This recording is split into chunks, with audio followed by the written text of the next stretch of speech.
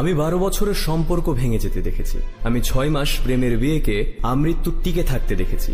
আমি একটি মেয়েকে তার সঙ্গীর ভারী ব্যাগ কাঁধে করে বয়ে নিয়ে যেতে দেখেছি।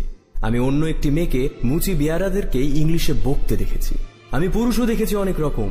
ভিড়বাসে শরীর শক্ত রেখে ছোঁয়া এড়ানোর চেষ্টায় ক্রমাগত ধাক্কা খেয়ে গেছে এমন।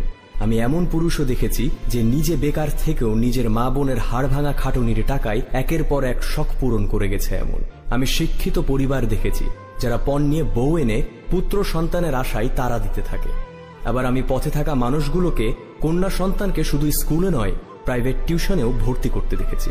আমি নামকরা স্কুল কলেজের শিক্ষকদের জাত নিয়ে গর্ব করতে দেখেছি।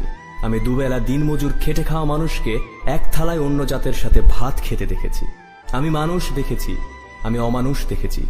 হুবহু অবিকল তাদের মুখ, তাদের গায়ের রং, তাদের লিঙ্গ, তাদের জাতি, তাদের শিক্ষা কোথাও কোনো তফাৎ করতে পারেনি, শুধু দুটি জায়গা ছাড়া, শিরদাঁড়া ও মনুষ্যত্ব।